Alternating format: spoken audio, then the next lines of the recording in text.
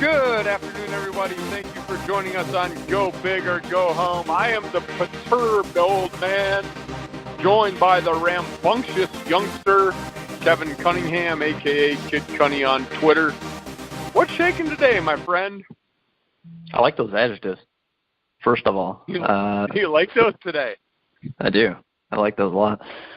Second of all, a little bit of Target in the morning for those. Well, those definitely haven't heard since last Monday, I think, because a few days later I started my little, part-time morning job thing, replacing Ross and sticking Target in there. So that's what I'm doing most mornings now. And then, I was working National Signing Day, writing about the Big Ten, Troy, and I know how much you care extremely deeply about the recruiting rankings for college football because I was Googling every day waiting for the rankings to come out. Every morning when I got up at 2:30, first thing I did before even I got my coffee, I'm Googling college football recruiting rankings just to make sure I got it. I couldn't operate in life without knowing where everybody ranked for recruiting.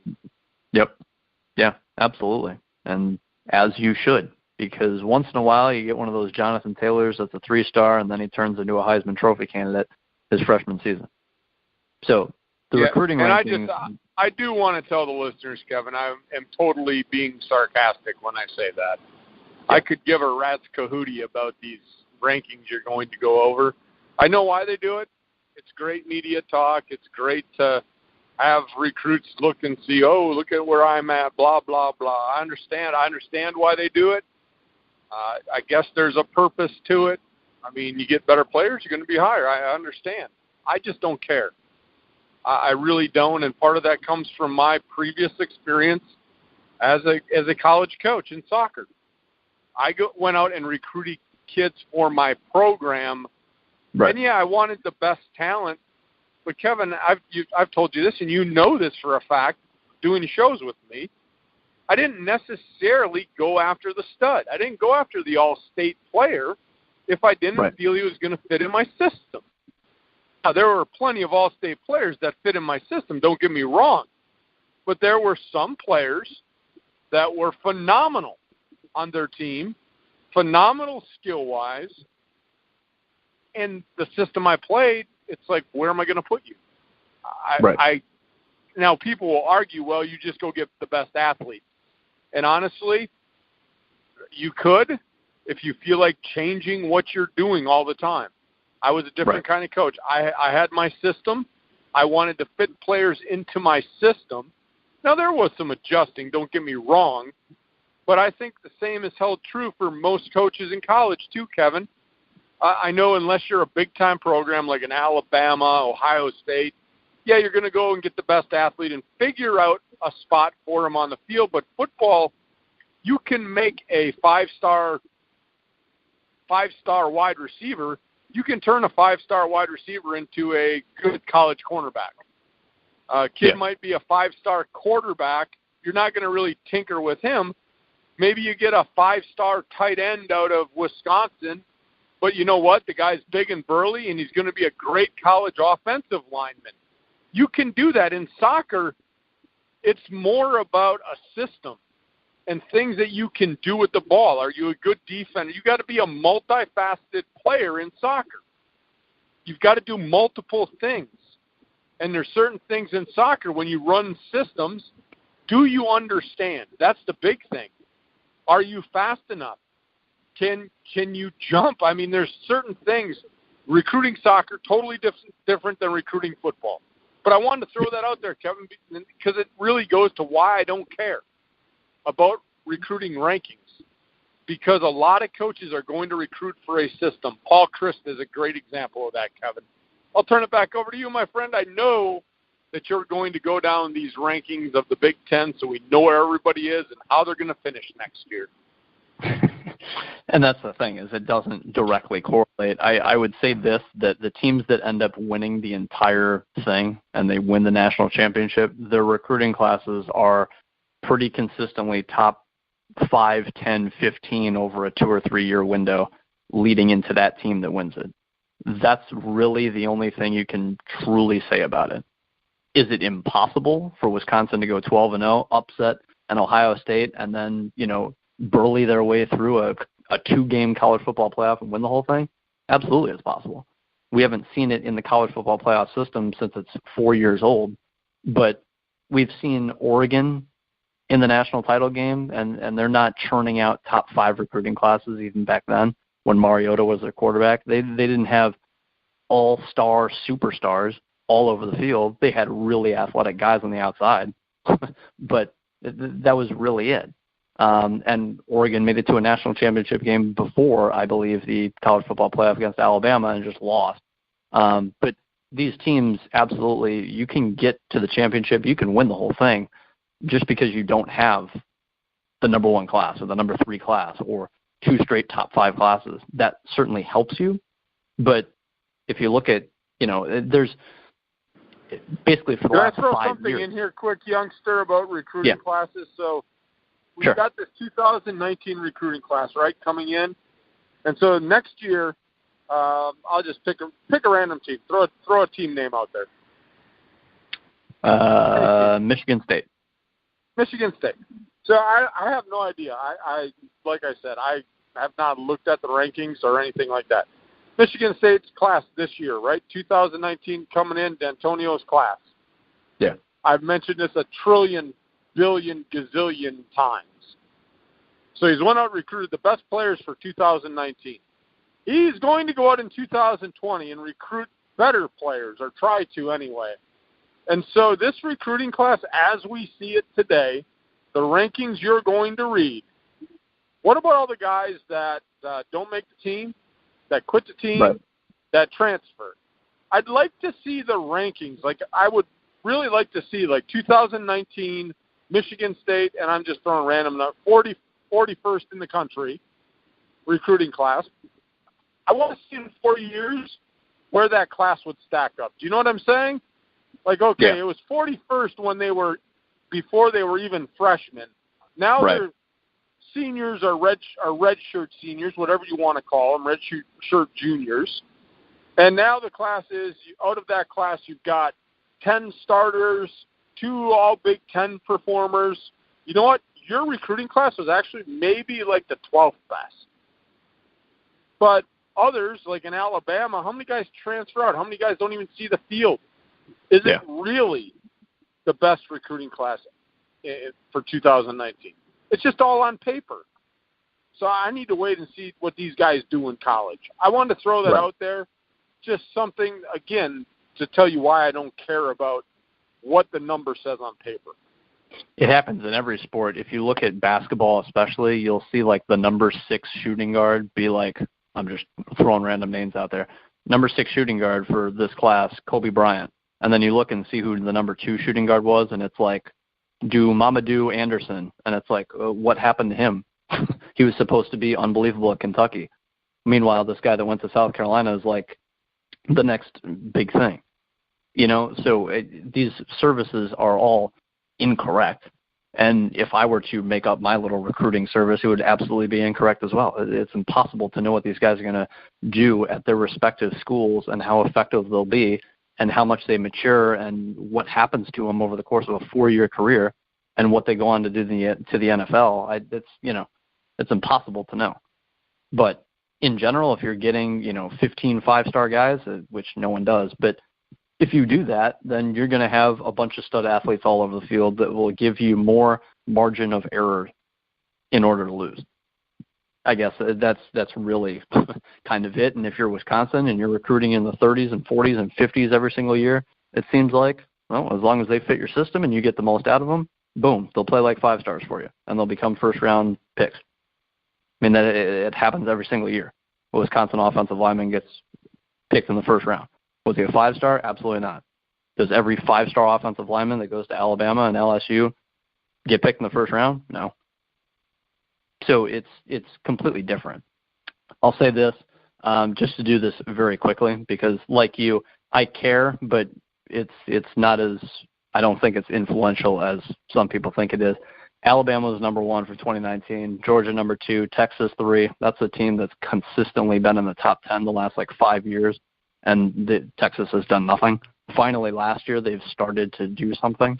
with these really good recruits. But again, that's a team that always has a really good recruiting class and hasn't done anything since Vince Young. Just being honest. Texas A&M at 4, LSU 5, Oklahoma 6, Oregon 7. For the first time in over a decade, Michigan led the Big Ten. They're number 8 nationally. I think that kind of goes to show and somewhat points toward Urban Meyer stepping down, and Ohio State definitely lost out on some recruits, and Michigan got some extra ones. Michigan was the top Big Ten school at number 8 nationally. Just going down the list, I don't have them perfectly down here. Penn State's 13, Ohio State 14, Nebraska up at 20. Scott Frost is getting, athletes for his system. He's going to get that ball rolling. Purdue at 25 goes to show what Purdue is doing and what Brian Brom's doing there, or Jeff Brom, sorry. Wisconsin up at 27. You usually don't see Wisconsin that high. Wisconsin got one of the top quarterback recruits, which we've talked about on this show a number of times over this past year, and we'll continue to talk about him going into the future, Graham Mertz. But they also got a 5-star offensive lineman for once. They never do that. It'd be interesting to see what he does if he turns out to be a first-round pick like a 3-star guy would, because that happens every year. But Wisconsin finally got like a 5-star offensive lineman, which really never happens. Michigan State at 30. Let's see here. Indiana 38, Iowa 40, Minnesota 42. And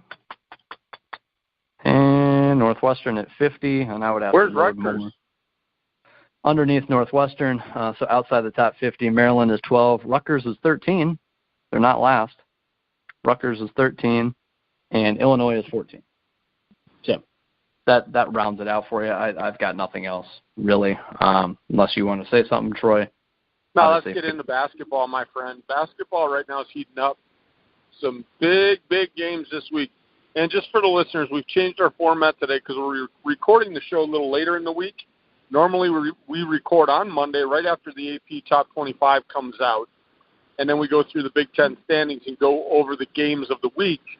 This week, we're recording halfway through the week, so instead of recapping 10 days of Big Ten for you, we're going to recap the games that were played this week, look at the games coming up Thursday through Sunday, make it a little more tolerable for the listeners, youngster. But let's go quickly through the AP Top 25 because I can't wait to get into the Big Ten schedule. It's been awesome this week, and it's only going to get better as we head toward March. Yeah, I'll read through scores, but we're not going to dive into those games like you were saying. Top 25, though, the top, 4 stayed the same. So Tennessee, Duke, Virginia, Gonzaga. Kentucky's at 5, Nevada at 6. Michigan went down to 7. North Carolina 8, Michigan State down to 9. Michigan State has lost, 3 straight now? Yep, 3 straight games. So Michigan State's down to 9, Michigan down at 7, Marquette still at 10, Virginia Tech 11, Houston 12, yada, yada, yada. Purdue is at 15, so they keep climbing. I'm going to actually talk about a little bracketology a little bit since it's February now, and we're a month away from March, so it's actually meaningful to at least go over it for a second. But Purdue at 15, Wisconsin at 19, Iowa at 20. So that's 5 schools in the top 20 from the Big Ten. Just a little, secret to let out there, cat out of the bag. Big Ten with the most teams in the projected NCAA tournament, basically no matter where you look. So much different this year than it was last year. Again, 5 teams in the top 20, and Maryland's down at 24. So there's 6 teams in the top 25. Others receiving votes. There's actually none from the Big Ten. So 6 in the top 25. And if you look at the standings, the Big Ten standings as it is today, before you get into standings, youngster, of course I've got to interrupt you because of the way that you just rolled that out. So we got 5 in the top 20, 6 in the top 25, and no others receiving votes. We kind of touched on it last week. We talked about separation, and I'm going to go back to last year when we did our preview show. We had 3 tiers for the teams. We had your studs, then your really good teams, middle of the pack, and then we had the bottom dwellers last year. Right now, even the top 2, Michigan State and Michigan, we're going to put them in maybe a separate category. But now, you're going to go through the standings. I think the Big Ten right now, and I wanted to tweet this out over the weekend, even as of Sunday finished up. I'm starting to see, Kevin, right now that the Big Ten is no longer like a tiered conference to me. We talked about getting separation, and I think there's like 5 teams that have created separation and have pushed some other teams into the bottom dwellers, as we call them. Right now I see this conference as you're good, you're not good. That's where I see it. I'm starting to see a line be drawn. Now, that could all get thrown to the wind next week when games are played, but I'm starting to see now a kind of a little line in pencil, not a permanent marker, but in pencil being drawn that, hey, top half of the conference, bottom half of the conference. Not in tiers anymore. That's what I'm starting to see. I don't know if you're seeing that, but when you go over the standings, you're going to start seeing where the pencil line is, top of the conference, bottom of the conference. Before, we had it tiered. Like 2 years ago, we had like 4 different tiers. This year, we had 3 different tiers. Right. Now, where I'm at in February, a month before March Madness, I'm at a 2-tier Big Ten. Top half, bottom half. That's where I'm at. And that's good for those teams that have started to create that pencil line. Those are the teams creating the separation. But it's not just 1 or 2. It's a couple of guys doing it, and they're like putting their foot on those other teams, pushing them below the line. So let's go ahead and let's go over the standings, my friend, unless you got anything to add to that. No, to me, I'm with you. I'm not, saying I'm copying you here, but I completely see what you're saying. And you literally have the top 7 teams in one half and the bottom 7 in another half. I mean, that's how it's playing out right now. And as far as locks for the NCAA tournament, I'm not going to say Minnesota's a lock. They're 6-6 in conference, but they're 16-7 overall. According to ESPN, they have Minnesota as a 9 seed. So again, they're not locks, but they're in, and there's not much of a debate about it. And again, 16-7 overall, you're doing just fine. And the Big Ten, if you go 500 this year, it's pretty hard not to make the NCAA tournament. If you look at Minnesota, say they just go 10-10, then they finish 20-11. That's perfectly fine in the Big Ten. You need to get to 20. Yeah, Kevin, if you go 500 in the Big Ten, you're going to get 10 more wins, or 10 total wins, because you go 10-10. Yeah, with year. 20 games. So if you, and a lot of these teams won close to double digits in the non-conference. So going 500 now in the Big Ten. So we haven't really talked about that going to 20 games, that you and I loved it. We loved the idea. And now as we look at this for March Madness, like last year, you look 500 might not be good enough in the conference. No, it might not be. But now if you go 500 in a 20-game Big Ten schedule, that's 10 more wins. So if you can make your non-conference schedule and get 10 wins, there's your magical 20 right there. Yeah. And I know that 20 isn't like a solid number. Right. Because it depends on what's going on in the country. Yeah. Usually 20 wins. Never mind. I think we lost you for a second, then I heard you for a second. One example, Iowa went 11-0 in non-conference. So they're 6-5 in conference right now, but they're 17-5 overall. I mean, that looks really good. They're the number 20 team in the country. Obviously, they've been playing well as of late, so that's why they're in the top 20. But 6 teams ranked. The 7th is Minnesota, but I'll go down pretty quickly here. The conference standings: Michigan number 1 at 10-2. Next up is not Michigan State. Michigan State's all the way down at 4.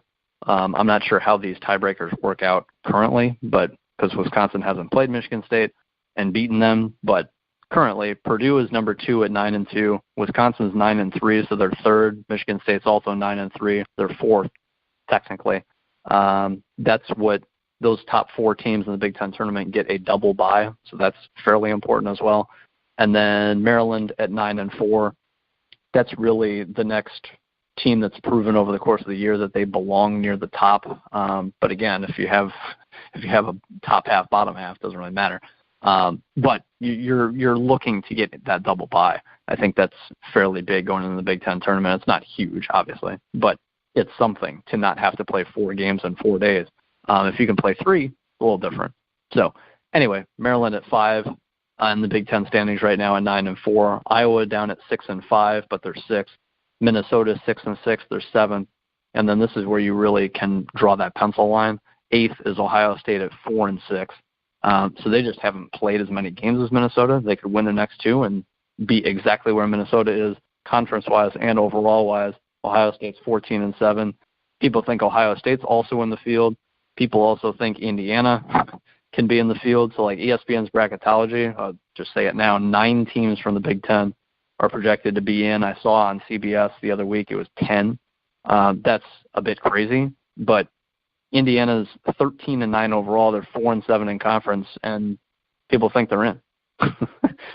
That's how different the Big Ten is looked at this year in terms of quality wins, and they changed the metrics as well. It's not the same as it was last year, not the same as it was 5 years ago. They call them quadrant 1 wins now, which I think is just the top 4th, I believe, of all of college basketball, and that's a quadrant 1 win. And so if you've got a lot of really good teams in your conference, a lot of solid teams, that's just another really good quality win for you.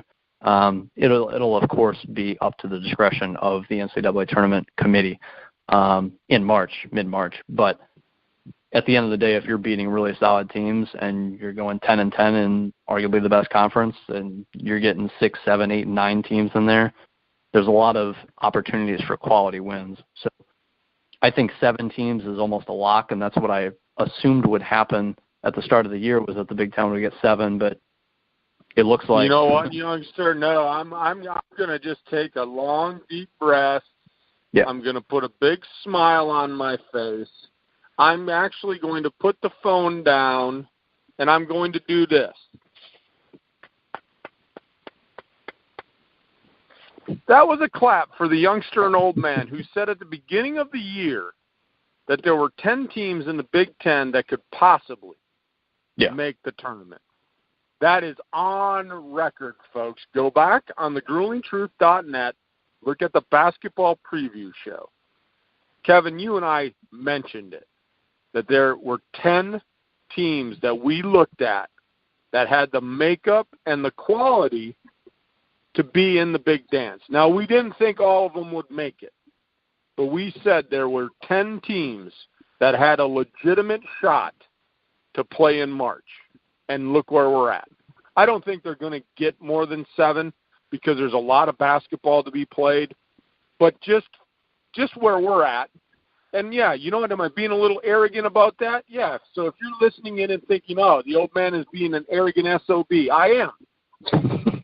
I really am, because we know what we're talking about, and I want people to realize that. We don't just come on here like a bunch of yahoos. So it makes me feel good, Kevin, that we're sitting here 4 weeks from March Madness.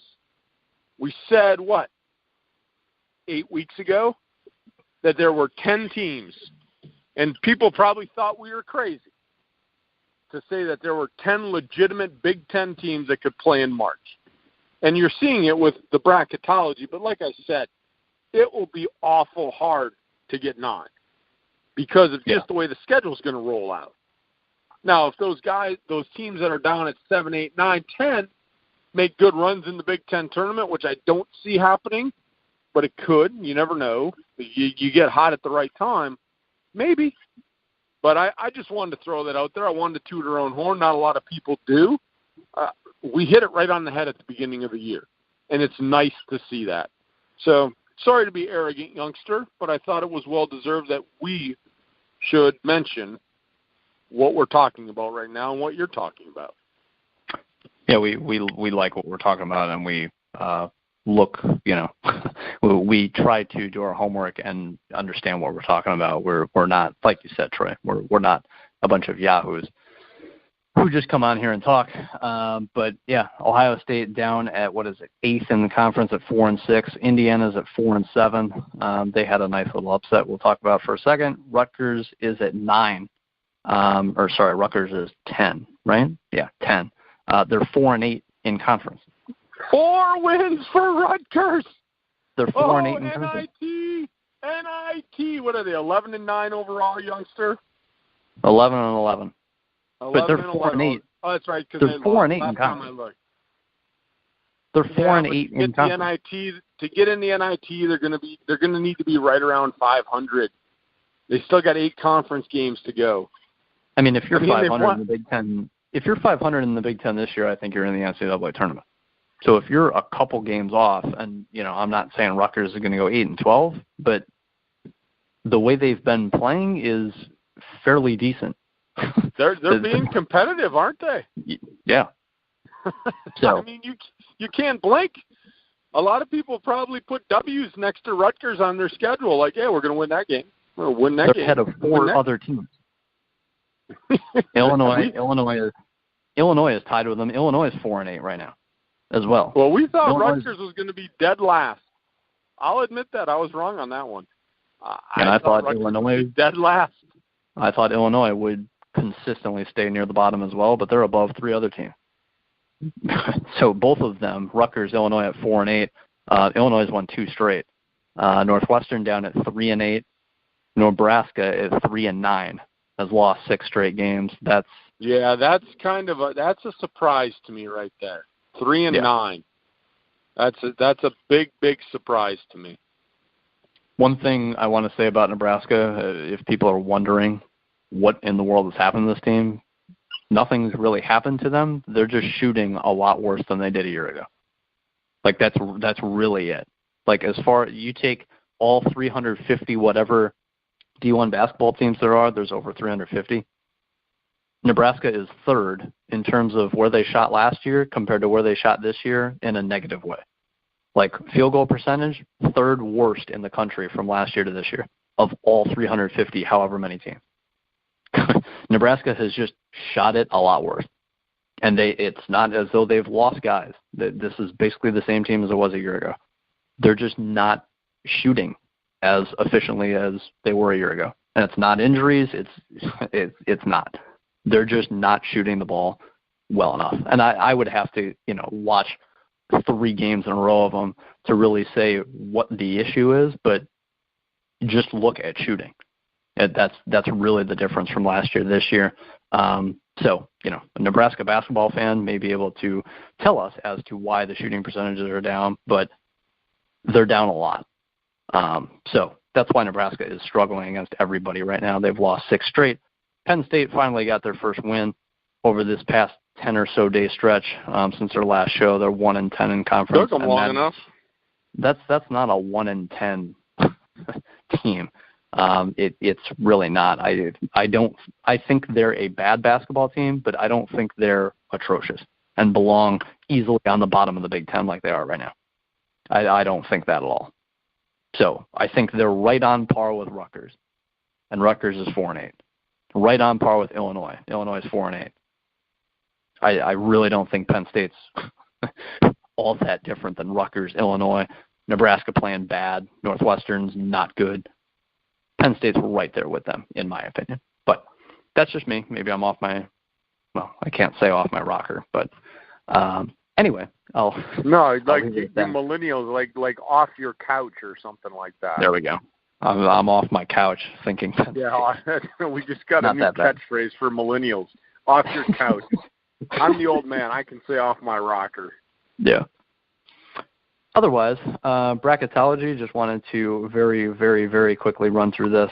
Again, 9 teams, most from any conference, projected to make it right now as of February 5th. Today, as we're recording, is February 7th. But Michigan is a 2 seed, Michigan State a 2 seed, Purdue a 3 seed, Wisconsin a 5 seed, Maryland a 6, Iowa a 6, Minnesota a 9, Ohio State a 9 somehow, and Indiana an 11.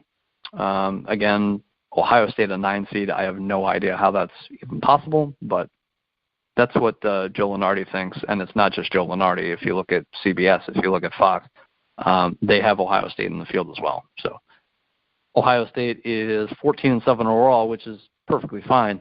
They're 4-6 in conference, though. So, if you have 1 win instead of 1 loss, you're 500. And if you're 500 in the Big Ten this year, you're in the tournament. So they're not that far off. But they've honestly just played 3 fewer games than Maryland and 2 fewer basically than everyone else at this point. I'm not sure why that is, but they'll have a heftier schedule, I guess, so to say, in terms of games played from here on out. But anyway, that's the way it is. You got anything, Troy? Otherwise, I can start breezing through scores and recapping. Now let's get to the scores. This is where it gets exciting. Can't wait. Yeah. Let's go. I'll probably interrupt you a billion gazillion times. Very quickly through the portion of last week. Monday, there were no games. Tuesday, the 29th. So, again, we're going back a while because we missed a few days there. But Michigan took care of Ohio State by 16. Maryland took care of Northwestern by 18. Wisconsin went to Nebraska and won by 11. Again, we're not going in-depth about any of these. Rutgers beat Indiana at home. Rutgers was at home. Rutgers won by 8. Goes to show you how Indiana's slumping. Something about Indiana, by the way. They've had a number of injuries, and we haven't really talked about that. Not necessarily to their best player, but they've had a couple starters out for a while. So that's part of it. But even if you have one or two contributors out, Indiana nowadays and Archie Miller now wants to get up and down the court and score. So I'm not having, one starter, two contributors out lead to Indiana being terrible and scoring in the 40s. That's just Indiana not playing well, honestly. Anyway, Minnesota at home against Illinois.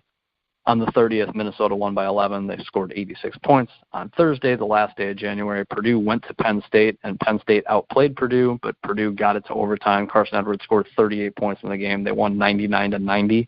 That was another game. Penn State was right on the doorstep of winning.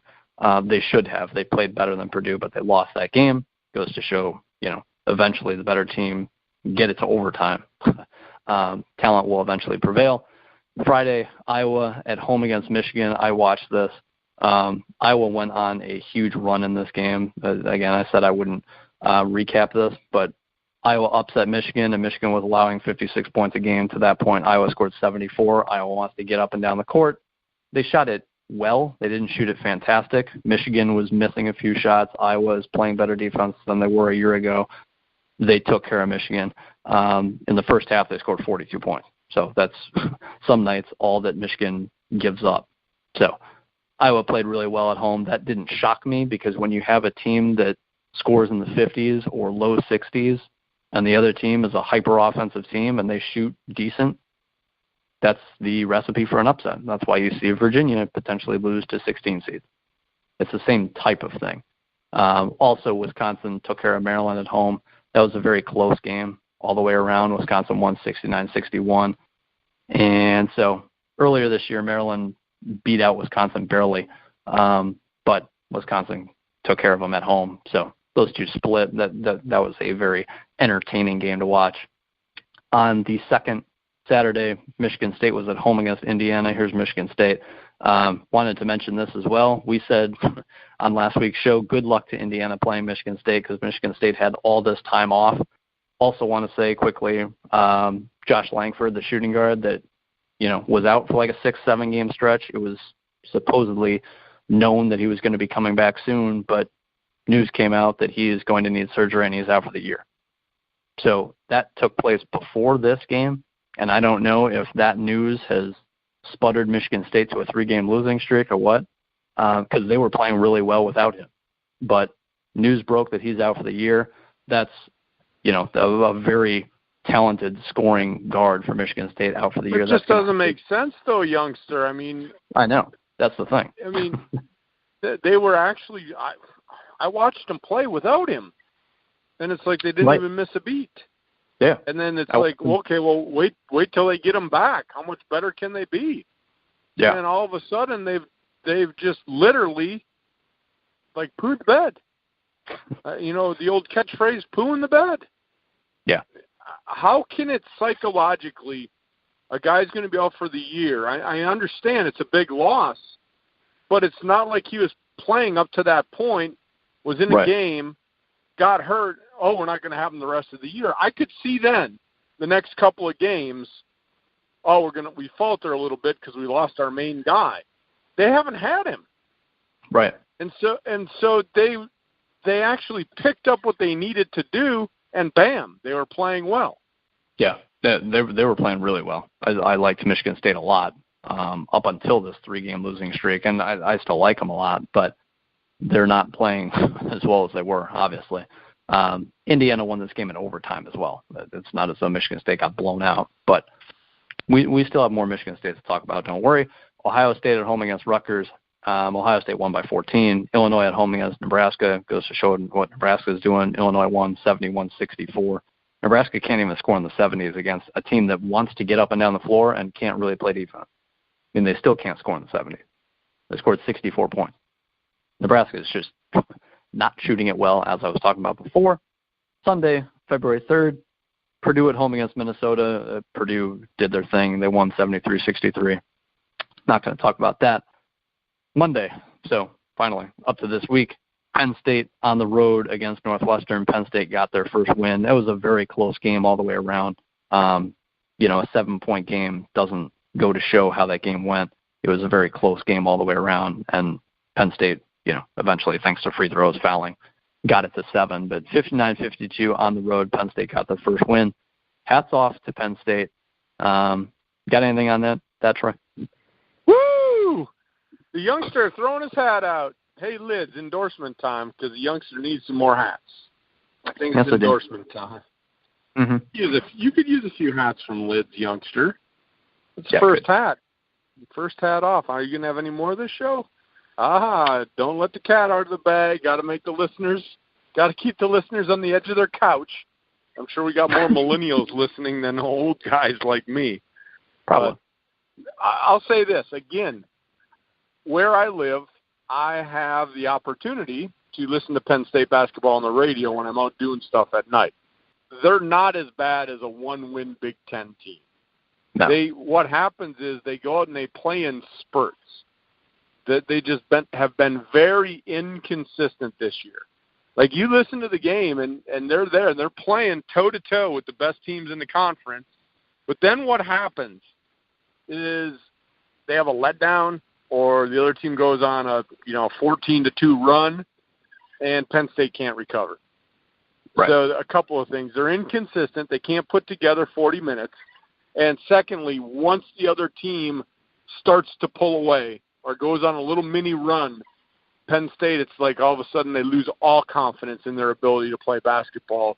And even the announcers will talk about when the runs happen, about responding. Can they respond this time? They haven't been able to do it. They can't respond. They've got to stop the bleeding, blah, blah, blah, all the analogies you want to put out there. But that's what I've noticed from Penn State, is that they can hang in there, or they put themselves behind the 8 ball immediately. Then they play well for like 25 minutes, but it's just not enough because they put themselves too far behind the 8 ball.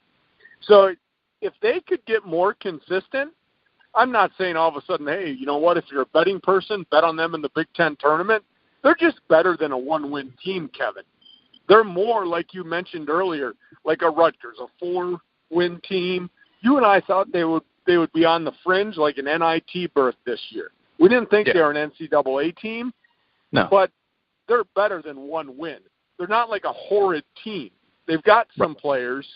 Yeah. They can't put it together. They haven't been able to put together 40 minutes and do it consistently. So if they can get better in the next 3 weeks, I'm not saying watch out for Penn State, but some of these teams that are in the middle that are on the bubble, if you're playing Penn State, you better watch out, and you better come ready to play. Yeah. Because they haven't given up. They're still playing hard. It's just they're inconsistent. So if they can fix that, who knows? Maybe Penn State pulls off a few more wins against some of these, 5, 6, 7, 8 seeded teams in the conference right now. It'll be interesting to see. They're playing better than Nebraska right now, and I want to go down the list very quickly. Michigan's good. Purdue's good. Wisconsin's good. Michigan State's good. Maryland's good. Iowa's good. Minnesota's pretty good. Ohio State's got talent. Indiana's got talent. Rutgers is playing well right now. Illinois is playing well right now. Northwestern is Northwestern. Nebraska's playing like crap. That's the Big Ten. Like, you're either talented, you're either really good, you're talented, or you're playing pretty well, like Rutgers or Illinois. Those teams are playing pretty well right now. Northwestern, Nebraska, playing like crap. Even Northwestern's got a few talented guys. Penn State's got a few talented guys. They're just not up to what this conference is this year. Like, this is the best conference in college basketball. I was teetering 50-50, them or the ACC, but this is the best conference because I looked at the ACC and really what it is, and this conference is better top to bottom. Like, you can say that Duke's better than any other, team, and North Carolina I think is really good. But top to bottom and the beef of the conference and how many teams are actually really good in the ACC compared to the Big Ten and even the teams at the bottom, like Rutgers is playing well, Illinois is playing well, Penn State, Northwestern aren't garbage. Nebraska's, I think, a decent team. They're just not scoring. It's not even close. There are truly zero nights off. Like Rutgers, Illinois playing well. And Northwestern has talent. Penn State has talent. Nebraska should have made the NCAA tournament a year ago, and they've got the same guys back. They're just shooting like selection committee knew what they were doing there, youngster. I want to throw this out there for your ACC comparison. I'll give the advantage to the ACC for, like, national dominance with maybe the top three that you talked about, Virginia, North Carolina, Duke, compared to the top three in the Big Ten. But when you go down that ACC, I live in Pittsburgh. They're an ACC team. I think Rutgers could play with Pittsburgh. And Rutgers, in our mind, Kevin, is the worst team in the league. Rutgers and Illinois. I think Illinois could play with Pitt. So I'm saying that a team from the Big Ten that's 13 or 14 can play with a team that's, hovering around 12 in the ACC, which is no big comparison. But my point to this is you look at the teams that are in, and I'm going to do this. I'm going to go down. The ACC is projected to get how many in, Kevin? 7? 8. 8 is what people think. Okay, so let's do this. Let's take the 9 projected from the Big Ten, take them out of the conversation, take the 8 projected from the ACC out of the conversation, because that's pretty close. You're going to look at it, you're going to compare. 8 from the ACC, 9 from the Big Ten are projected. Okay, there you go, 2 dominant conferences. Now let's look at the teams that aren't in the tournament. How would you rank them compared head-to-head against the other conference? I give the advantage to the Big Ten. Yeah. Big advantage to no pun intended, big advantage to the Big Ten when you're talking about those non-tournament teams. That's what makes the Big Ten, in my mind, the best conference in basketball. That's all I got. ACC's got 9 good teams, I think. After that, like 12, 13, 14, 15. What is it? 3, 6, 9. Out past that, number 10 team in the ACC right now is 3-7 in conference and 11-12 overall. Like that's their number 10 team. Number 11 is Boston College at 11-10. Number 12, Notre Dame at 12-11. Then you got Pitt, 12-11. Miami, 10-12. Wake Forest, 9-13. There's a lot of pretty crappy teams in the Big Ten or in the ACC. There's not many crappy teams in the Big Ten at all. So, and again, Rutgers and Illinois are playing well. That's kind of the difference. It'd be one thing if Rutgers and Illinois were doormats, but they're not. They're not. So anyway, moving on. Where were we? Let's see here. February 5th. So Tuesday, Michigan went to Rutgers and won by 12, as you would expect Michigan to do. Illinois at home against Michigan State. There goes another one of my hats off to Illinois. Illinois won the game 79-74 against Michigan State. That's when you really know things are going poorly for the Spartans. Illinois played well. If you look at the box score and you look at how Illinois shot the ball, Illinois shot 37% from 3, 44% from the field. It's not like they shot the lights out. By the way, Michigan State shot 51% from the field and lost the game. Illinois is not bad. Michigan State also went 23 of 25 from the free throw line. It's not like Michigan State played terribly. What happened was Michigan State had 24 turnovers. But they shot it pretty well. They just didn't do enough to win on the road at Illinois. And I'm being serious. They didn't do enough to win on the road at Illinois. Michigan State. You shot 51% from the field. You go to Illinois, you lose. You got to be ready to play wherever you go. Yeah. You can shoot it well. Doesn't matter wherever you go. Yeah. Because teams in the Big Ten all play pretty well at home. It was not the perfect storm. It's not like Illinois shot really well, Michigan State turned the ball over a ton, and Illinois made a bunch of threes. That's not what happened at all. Like, Illinois played well. They were at home. Michigan State turned the ball over too much. Michigan State shot better from the field, 51% from the field. That's really good. Still lost. So, again, Illinois is playing well right now. You can laugh at that, but being dead serious. They're playing well right now. You got anything else, Troy? No, continue. Wednesday the 6th, Wisconsin at Minnesota. I think this is pretty big. Wisconsin won 56-51. Minnesota's been scoring pretty heavily the last few weeks. Again, Minnesota's pretty squarely locked into the NCAA tournament as we are right now. But Wisconsin won 56-51 in Wisconsin fashion. That was a very Wisconsin-esque win. And to go on the road to Minnesota and win like that, Minnesota is not an easy place to go win at right now. So that was a very nice win for Wisconsin. That was a big win. Favor. Yeah. I mean, you look at where they're at in the conference right now, Kevin. Technically on the tiebreaker, they're third. They don't get that win against Minnesota. Now all of a sudden they're 8-4, not 9-3, below Michigan State, and now they're kind of more in the middle of the pack. You talked about the double bye. These games are important. Yeah, it's a lot easier to play 3 than 5. Well, Wisconsin wouldn't play 5. They'd play 4. But when you look at it from that standpoint, Kevin, that is a huge win. And it's a team. It's a good Minnesota team. They went on the road. And I mentioned this before. You remember Wisconsin dropped that earlier game at home? And I said you got to hold your home court if you want to make the NCAA tournament, and you got to win. If you lose at home, you got to go on the road and get a big win. So now Wisconsin, and I'm going to air quote, made up for their little blemish, like I talked about blemishes for every team. Michigan State's going through their blemishes right now.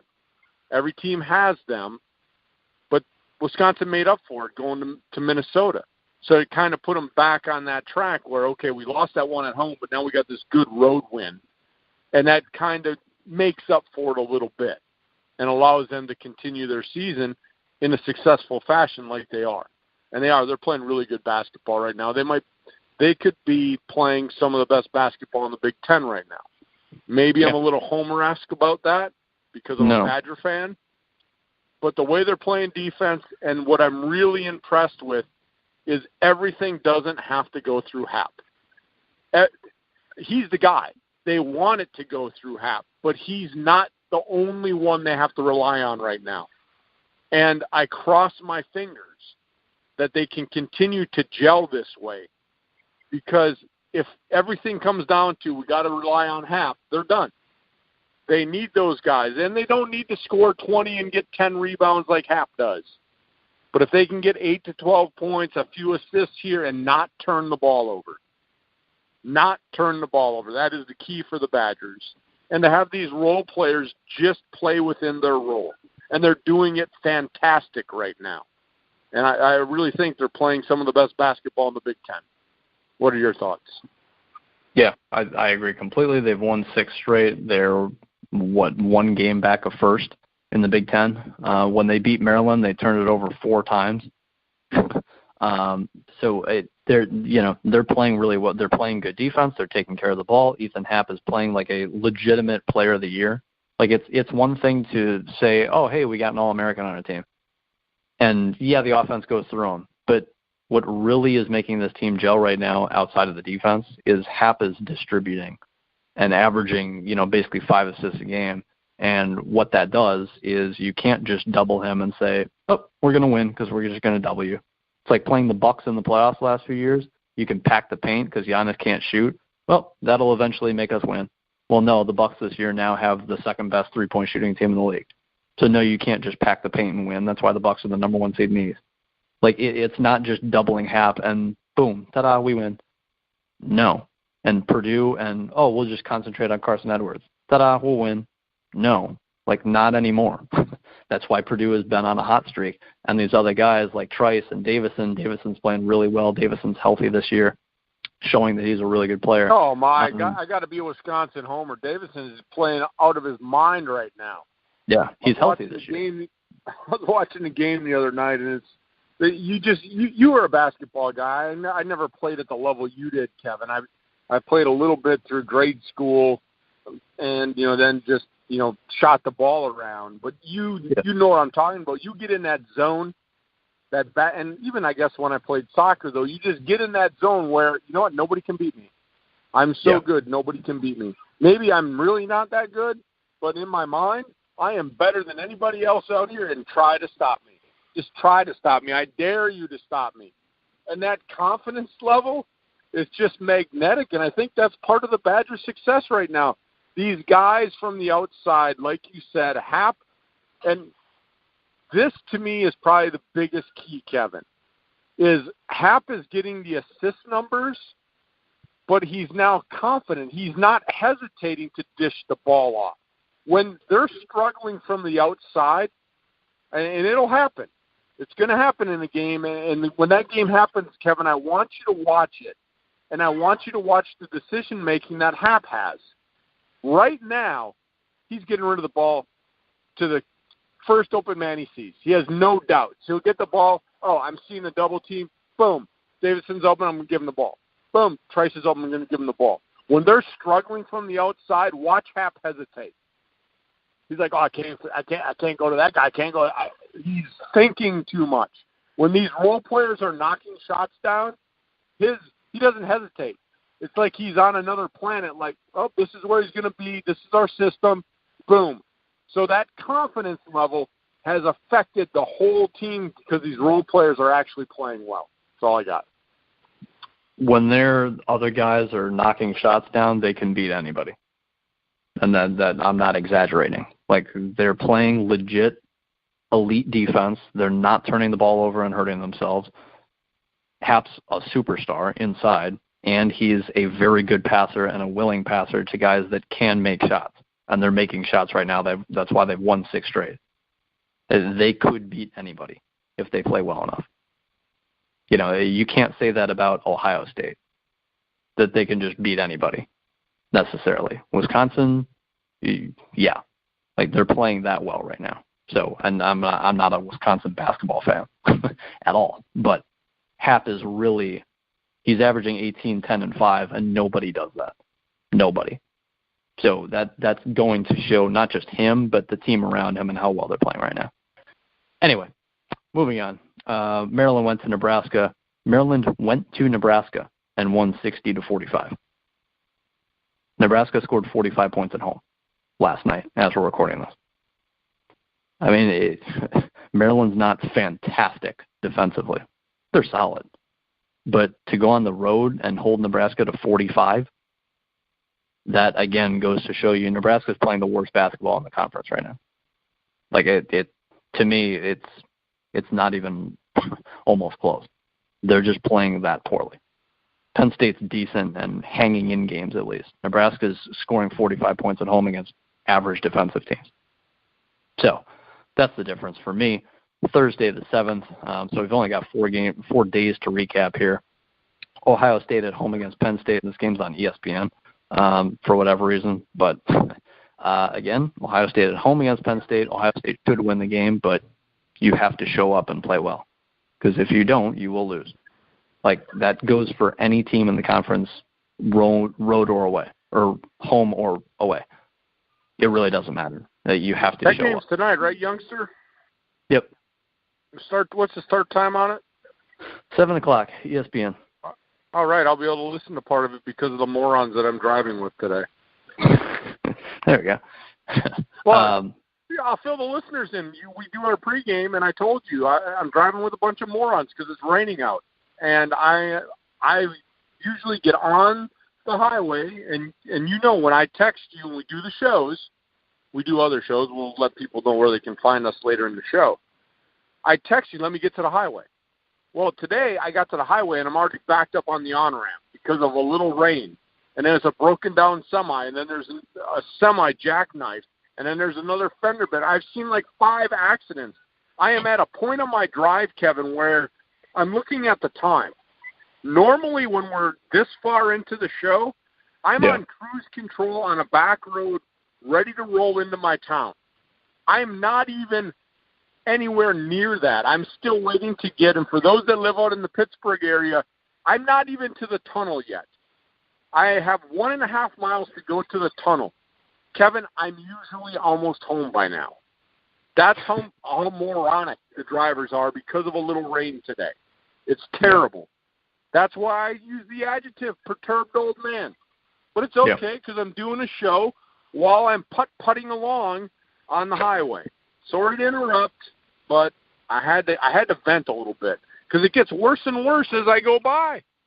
Yeah. I really do. The game will be on here in an hour and 15 minutes. I'll probably still be driving. Gotta like your stories there, Troy, and they're entertaining. So. Well, I'm glad I can entertain you, youngster. At your expense. Iowa at Indiana as well afterwards on ESPN, so a double Big Ten ESPN header here, so to say. Iowa at Indiana. I'm actually excited about that game, youngster, that Indiana-Iowa game. Should be interesting. I mean, should be interesting. Yeah, on paper, Iowa should take care of business, no problem. Indiana's actually favored. Indiana's favored by 2. So, just throwing that out there. I think Iowa wins as well. Yeah, Iowa should win, but I think Indiana can hang in there with them. I really do. Because Iowa defensively this year is not like, when you think of Iowa, we've said this before, you think of Iowa basketball, you think of a blue-collar team that's grinding out, getting all these defensive and offensive rebounds, really playing hard-nosed defense. That's not Iowa anymore. That's not. So I think Indiana has an opportunity to score some points. And I think Indiana can hang in there with them. But talent-wise, Iowa has the advantage. And I think eventually in the course of a 40-minute game, the talent from Iowa is going to take over. And Iowa's got a few really good bigs this year. So they'll have a huge mismatch on the inside. I think that'll be the difference in the game. And they're shooting better than Indiana is. So I don't know why Indiana's favored in this game. I really don't. Anyway, Friday the 8th, 0 Big Ten games. Saturday the 9th, there's a few. Wisconsin travels to Michigan. That'll be huge. Noon, Fox. Woo-hoo-hoo. That'll be big. And Michigan's not playing fantastic right now, and Wisconsin is. And it's at Michigan, so should be a very interesting game. Yeah.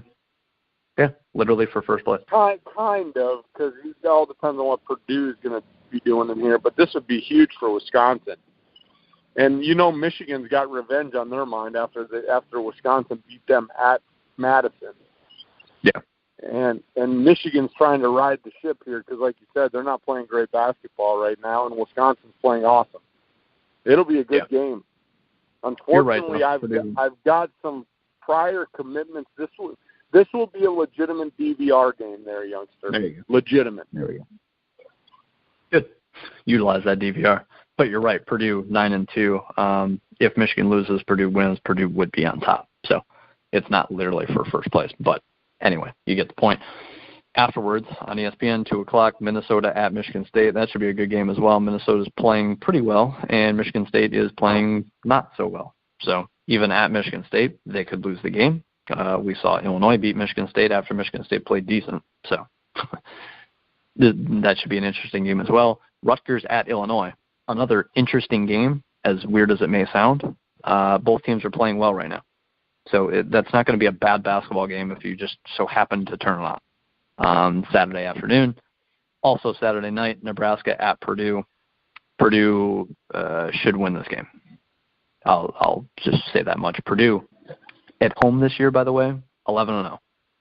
They haven't lost. So, and they're playing the team that's playing the worst in the Big Ten. Do you really think Nebraska has a fighter's chance to go to Purdue and win, youngster? No. I mean, think about it. Nope. Now watch, they'll probably win because you and I don't think they have a chance. Yeah. No, I don't think that happens. No way. No way in the world. I mean, I guess they could catch fire from 3. You know, we've seen a 16 beat a 1, right? I guess crazier things can happen in college basketball, but I would say there's a 99.9% chance that Purdue wins that game. It's pretty high. Yes. It's pretty high. I mean, it's pretty high because really, even if they get hot, though, Purdue can hang with them.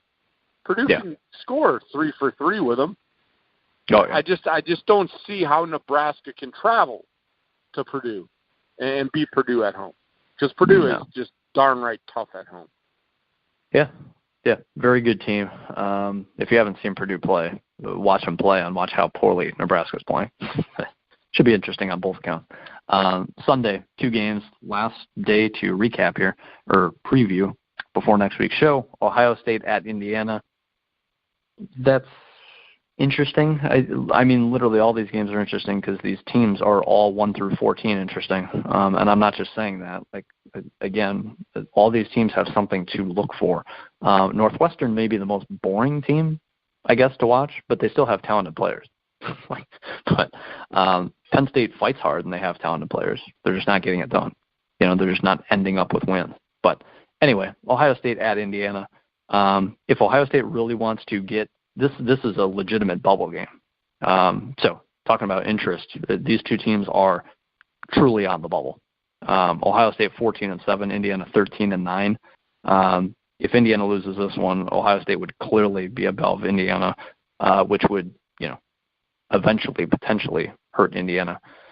As far as the NCAA tournament's concerned, of course, we've got a month to play in the Big Ten tournament, but this is a legitimate bubble game between two teams, and Indiana's at home, and they're the team that's a little underneath Ohio State as far as what the media believes. So, interesting game there. The last one on Sunday, Northwestern at Iowa. Oh, there you go. There's Northwestern for you.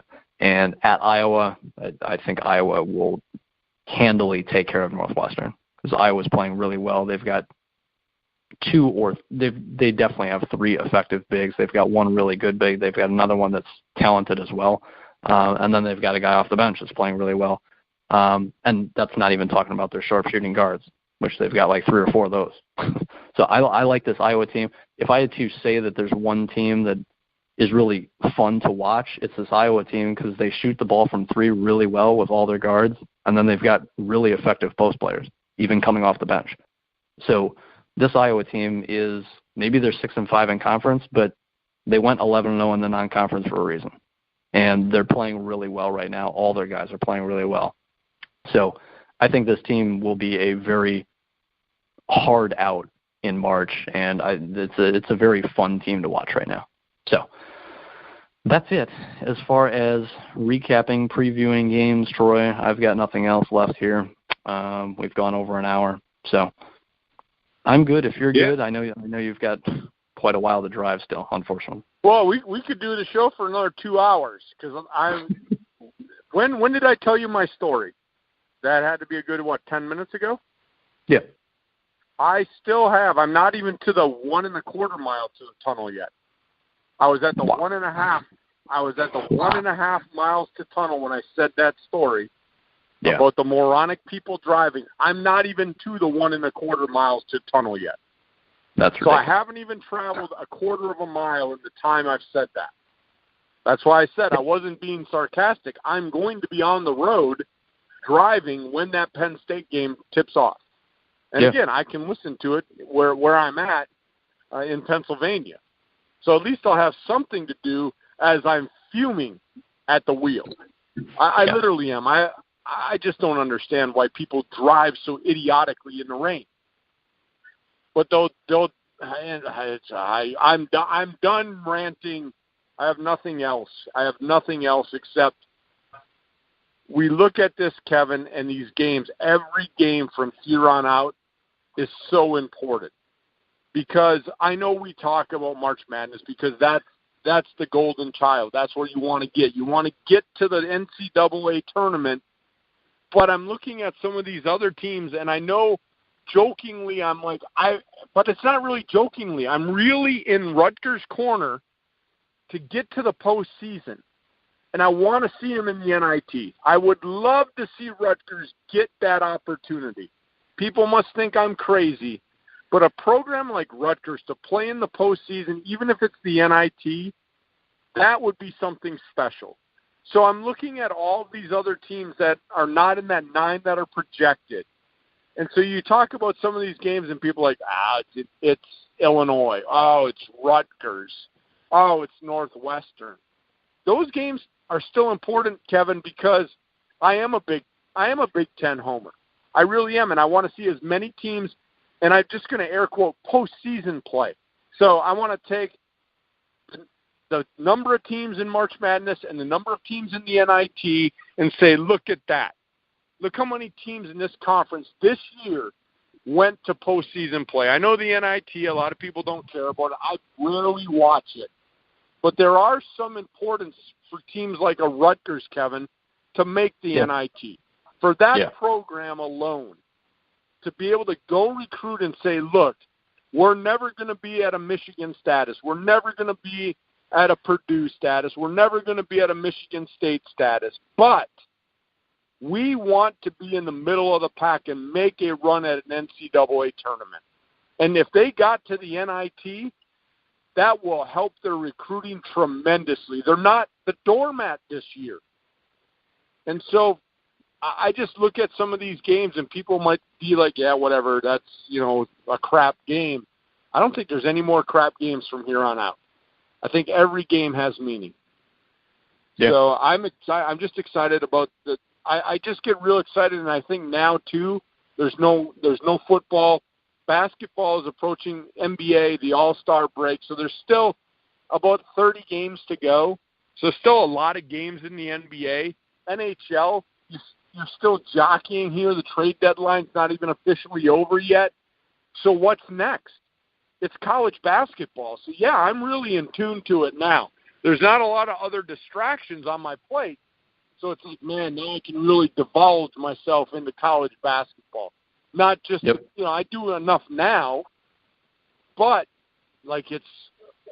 I guess what I'm saying is, as much as we divulge into football when the NFL is there, that's now how I'm with college basketball. It's like every moment, even while I'm working now, I'm on my phone, I've got my Google search on NCAA looking at basketball stuff. I mean, that's to me where basketball ranks, college basketball, at this point in February to March. It ranks right up there with as intense as I get with the NFL. So I'm excited, as you can tell. I'm getting all worked up about it. Thank you for that, fans. Because I thank the fans, because I'm having a bad day driving, and because of the fans we do the show. Thank you, youngster, for providing great time for me not to just look forward and like the car that just cut me off, and I just want to ram them right in the back. I'm just tired of it. But I'm done. I hope everybody enjoyed the show. Got anything else, youngster? Rutgers and Illinois are even making things interesting. Just ask Michigan State. That's it. You got any stories before we go? I've told a number of stories. I know you like mine. Come on, give me an entertaining story. Yes, no, I'm making this show longer because I'm still driving. I'm hungry. I'm trying to eat. Me too. I ate all my snacks. My snacks are gone by the time I'm heading home because I'm usually home in an hour and a half. I've already been on the road for an hour and a half, and I'm not even to the tunnel yet, which is another hour and 15 minutes. Oh, okay, fans. Goodbye. Good luck. We'll talk to you later.